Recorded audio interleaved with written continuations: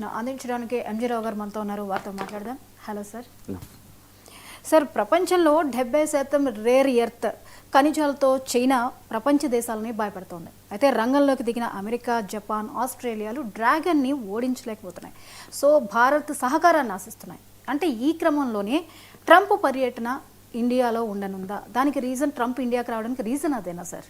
Yes అండి. ఇప్పుడు American president Donald Trump గారు ఈ వచ్చే సంవత్సరం మొదట్లో అంటే మోస్ట్ ప్రాబబ్లీ ఆయన జాన్యువరిలో ఇండియా వచ్చే అవకాశాలు పుష్కలంగా ఉన్నాయి. దానికి ఆయనే స్వయంగా ప్రకటించడం జరిగింది. ఇండియా కూడా ఈరోజు రెస్పాండ్ అవుతూ ఇంకా ఏమీ తెలియలేదు, కానీ దాని టేకప్ అంటే ఆ డేట్స్ ఇవన్నీ కంఫర్ట్ డేట్స్ అన్నీ చూస్తారని పాజిటివ్గానే ఇండియా కూడా రియాక్ట్ అవ్వడం జరిగింది.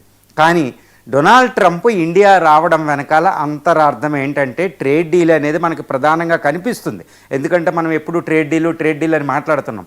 కానీ ఇంటర్నేషనల్ మ్యాగజైన్స్లో వేరియస్ పబ్లికేషన్స్లో ఒక పెద్ద విషయం చర్చనీయాంశం అవుతుందన్నమాట. అది యునైటెడ్ స్టేట్స్ ఆఫ్ అమెరికాకి కంటికి నిద్ర లేకుండా చేస్తుంది.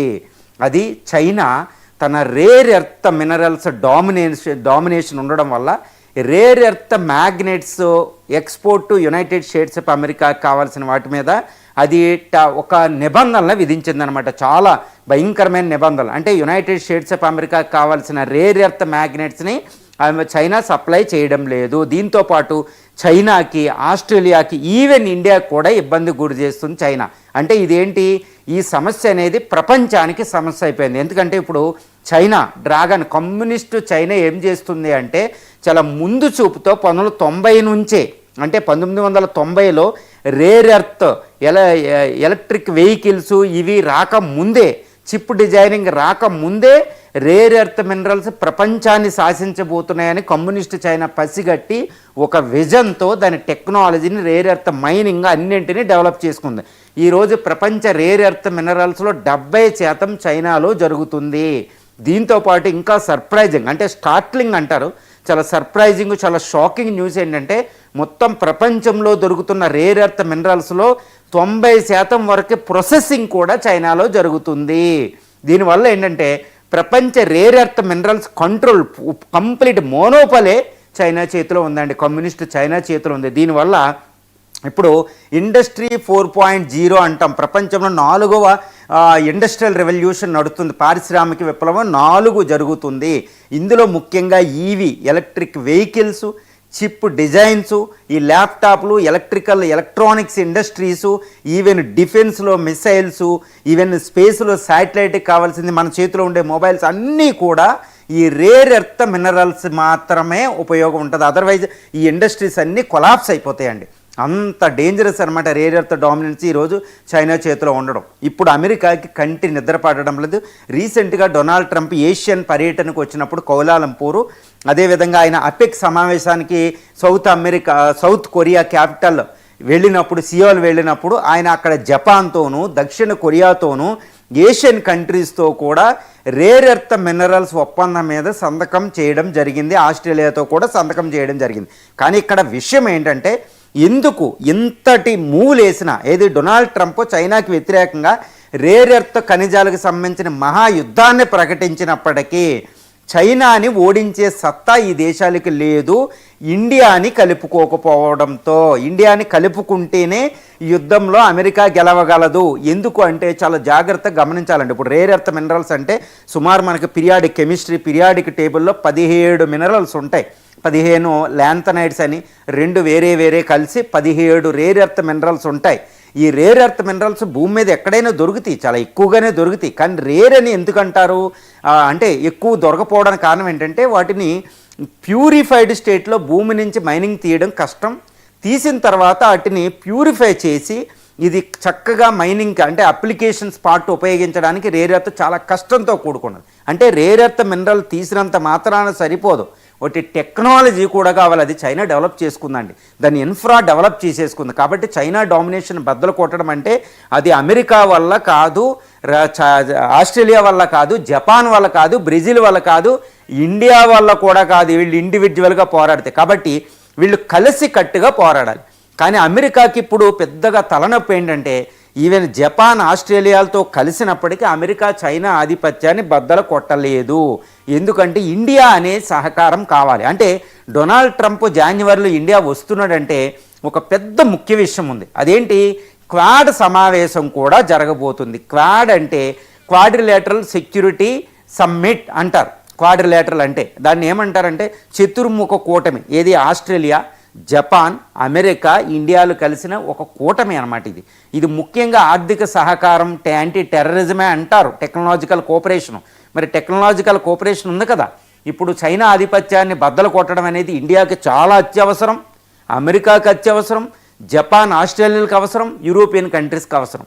ముఖ్యంగా ఆస్ట్రేలియా అంటే ఇప్పుడు రేర్ ఎర్త్ మినరల్స్లో 4th పొజిషన్లో ఉంది ఇండియా. సుమారు వరల్డ్లో 6.6% రేర్ ఎర్త్ మినరల్స్ ఇండియాలో ఉన్నాయి. తర్వాత బ్రెజిల్లో ఉన్నాయి, అమెరికాలో ఉన్నాయి, తర్వాత మా ఆస్ట్రేలియాలో చాలా విపరీతంగా ఉంటాయి. కానీ ఆస్ట్రేలియాకి టెక్నాలజీ ఉంది, జపాన్కి టెక్నాలజీ ఉంది, అమెరికాకి టెక్నాలజీ ఉన్నాయి, రేర్ ఎర్త్ మినరల్స్ ఉన్నాయి. కానీ రేర్ ఎర్త్ మినరల్స్ టెక్నాలజీ లేక బాధపడేది ఇండియా. కానీ రేర్ ఎర్త్ మినరల్స్లో 6.6% ఇండియాలో ఉన్నాయండి. ఇప్పుడు చైనాని రిప్లేస్ చేయాలి. చైనా బదులు ఇండియా ఈ supply chain, rare earth supply చైన్లో ఇండియా రాగలిగితే అది అమెరికా, ఆస్ట్రేలియా, జపాన్లో కలిసికట్టుగా చైనా ఆధిపత్యాన్ని బద్దలు కొట్టవచ్చు. లేదా చాలా చాలా కష్టమట్లకి అంటే ఇండియాని కలుపుకుని వెళ్ళాల్సిన పరిస్థితి యునైటెడ్ స్టేట్స్ ఆఫ్ అమెరికాకి ఉంది. అందుకనే డొనాల్డ్ ట్రంప్ చాలా చాకచక్యంగా ఇప్పుడు ఇండియా వస్తున్నారు. ఇప్పుడు ఇండియా ఎందుకు ఉపయోగం అంటే ఇందులో ఇండియాలో ముఖ్యంగా మోనోజైట్, థోరియం రీసోర్సెస్ ఉంటాయండి. ఇందులో 35% అంటే ప్రపంచంలో మొత్తం ప్రపంచ రేర్ ఎర్త్ మినరల్స్లో మోనోజైట్ అనేది చాలా కీలకం.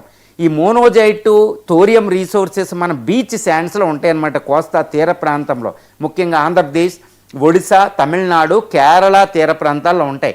ఆంధ్రప్రదేశ్లోనే 35% ఉంటాయి. ప్రపంచంలో 13% ఇండియాలో ఉంటే ఈ 13% 35% ఆంధ్రాలో. అంటే ఆంధ్రాలో 1000 కిలోమీటర్ల కోస్ట్ లైన్లు ఎక్కువగా దొరుకుతున్నాయి అనమాట. అంటే United States of America president India వచ్చినప్పుడు ఇక్కడ Australian prime minister, Japanese prime minister ఇక్కడికి వచ్చి ఈ రేర్ ఎర్త్ మినరల్స్ మీద సహకార ఒప్పందం మీద సంతకం చేస్తే ఇండియాకి కావలసిన టెక్నాలజీ వస్తుంది. ఆస్ట్రేలియా, జపాన్, అమెరికా నుండి తర్వాత దీనికి కావలసిన పెట్టుబడులు కూడా ప్రవాహం విపరీతంగా ఇండియాకు వస్తుంది. సో దట్ వాళ్ళు ఏం చేయగలుగుతారు? ఈ 4 దేశాలు ఈ క్వాడ్ తరపున చైనా ఆధిపత్యాన్ని, రేర్ ఎర్త్ మినరల్స్లో చైనా ఆధిపత్యాన్ని బద్దలు కొట్టే వెసులుబాటు ఉంటుంది. ఇండియాని కలుపుకుని వెళ్ళకపోతే పశ్చిమ దేశాలు ఎట్టి పరిస్థితుల్లో చైనాని అధిగమించలేవు. కాబట్టి ఇండియాకి ఇది అంది వచ్చిన వరం అండి. ముఖ్యంగా ఏంటంటే ఆంధ్రప్రదేశ్కి పెద్ద వరం కాబోతుంది. ఎందుకంటే 1000 కిలోమీటర్ల కోస్ట్ లైన్లో ముఖ్యంగా శ్రీకాకుళం, ఇచ్చాపురం టు తడ ఈ మొత్తం 1000 కిలోమీటర్ల తీర ప్రాంతంలో బీచ్ శాండ్ అని ఉంటుందన్నమాట. ఈ బీచ్ శాండ్లో ముఖ్యంగా ఈ మోనోజైట్ శాండ్ దొరుకుతుంది, థోరియం రీసోర్సెస్ దొరుకుతుంది. ఇప్పుడు ఈ రేర్ ఎర్త్ మినరల్ల మీద క్వాడ్తో ఒప్పందం కుదిరితే ఆంధ్రప్రదేశ్కి 1000 కోట్ల పెట్టుబడులు, టెక్నాలజీ రాబోతుంది. ఇది ఒక పెద్ద వరం అవ్వబోతుంది ఆంధ్రప్రదేశ్కి అని మనం చెప్పుకోవచ్చు అనమాట.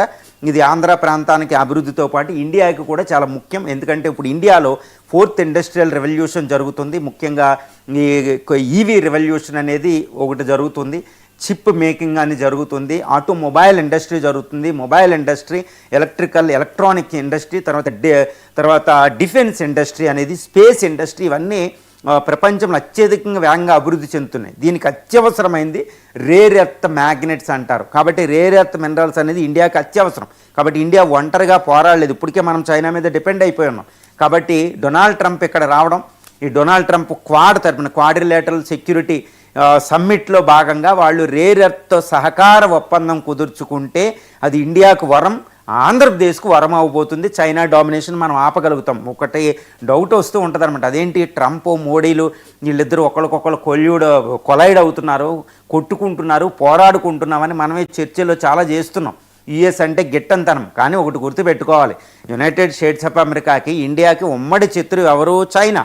చైనా అంత భయంకరం. చైనాకి ప్రధానమైన శత్రువు అమెరికా కాదండి, చైనాకి ప్రధానమైన శత్రువు ఇండియా. ఎందుకంటే ఇండియాయే ఈ 21st సెంచరీలో చైనాని ఆపగలిగింది. అమెరికా అనేది అస్తమిస్తున్న సామ్రాజ్యం, మహాసామ్రాజ్యం. కానీ ఇండియా ఉదయిస్తున్న మహాసామ్రాజ్యం. గుర్తుపెట్టుకోవాలి, it is waxing, whereas United States of America's dominance is waning. కాబట్టి ఇండియా అనేదే ప్రధానమైన శత్రువు చైనా. కాబట్టి ఏదో తాత్కాలికంగా యుఎస్తో ట్రేడ్ డీల్ లేక కొంచెం ప్రాబ్లమ్స్ రావచ్చు. కానీ యుఎస్ ఇండియా లాంగ్ టర్మ్లో దీనికి కావాల్సింది ఏంటంటే చైనాని అడ్డగించడం. ముఖ్యంగా రేర్ ఎర్త్ మినరల్స్ అని one of the biggest challenge అండి. దీన్ని అధిగమించడానికి ఇప్పుడు ఇండియాకి డొనాల్డ్ ట్రంప్ వస్తున్నాడు. ఈ అవకాశాన్ని ఇండియా చాలా జాగ్రత్తగా ఒడిసి పట్టుకుంటే ఆంధ్రప్రదేశ్కి ఇండియాకి అద్భుతమైన వరం.